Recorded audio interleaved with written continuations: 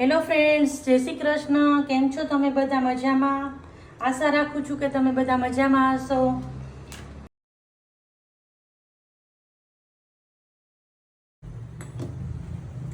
Friends, મારા એક subscriber છે ને એને મને એવું કીધું છે કે તમે બટેટાવડા બનાવો ને ત્યારે બટેટાવડાની અને ગ્રીન ચટણીની રેસીપી આપજો. એટલે જ્યારે હું નેક્સ્ટ બનાવીશ ને ત્યારે ચોક્કસથી પૂરી રેસીપી આપીશ.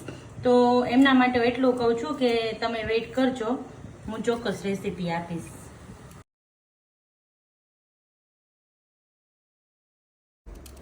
આજે બનાવવાની છે પાઉંભાજી. તો મેં જો અહીંયા બટેટા બાફવા મૂકી દીધા છે. અહીંયા એક સાઈડમાં અલગથી ફ્લાવર મૂક્યું છે. ફ્લાવરમાં કંઈક જીવાત હોય તો એ ગરમ પાણીમાં બાફી લીધો છે. અને હવે ગાજર અને બીટ કટ કરું છું. થોડુંક ગાજર અને બીટ પણ નાખવું છે સાથે. બીટ નાખવાથી કલર એ સરસ આવે છે, એટલા માટે મોટા ટુકડામાં ગાજર અને બીટ મેં કટ કરી લીધા છે, એ નાખું છું.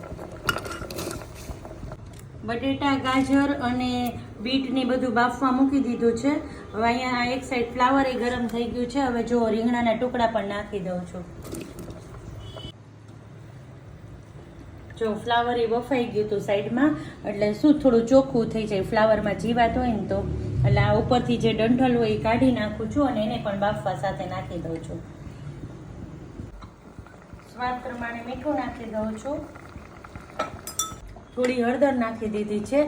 હવે આ બધું બાફવા મૂકી દઉં છું. અને વટાણા પણ હું છે ને આમાં સાથે નથી નાખવાની, કારણ કે સાવ એકદમ ઓલા થઈ જાય, રેબાઈ જાય એવા, એટલા માટે.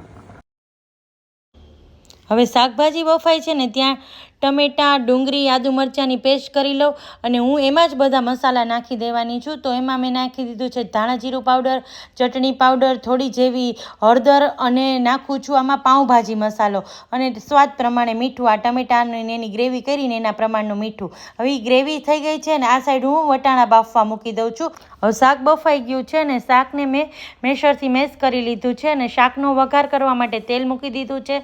અને સૌ પહેલાં એમાં આપણે જે ગ્રેવી કરી હતી ને મસાલો એ બધું નાખ. હવે આ બધું ગ્રેવી ચડી જાય ને એટલે આપણે સરસ પાકી ગઈ છે ગ્રેવી, એટલે બધું બાફેલું શાક નાખી દઈ એટલે આપણે ભાજી આપણી તૈયાર થવા માંડે. ઉપરથી મેં નાખી દીધો છે 2 લીંબુનો રસ. જો ભાજી સરસ થઈ ગઈ છે અને ઉપર ધાણા ભાજી નાખી દીધા છે. આ સાઈડ બટર મૂકું છું અને બટરમાં હું જે વડાપાઉંનો ડ્રાય ચટણી હોય ને લસણની એ મૂકું છું અને ઉપરથી ધાણા ભાજી નાખી બટર નાખીને સરસ પાઉં શેકી લઉં છું. સરસ મજાના પાઉં શેકાઈ ગયા છે. તો ચાલો થાળી પીરસી લઈએ.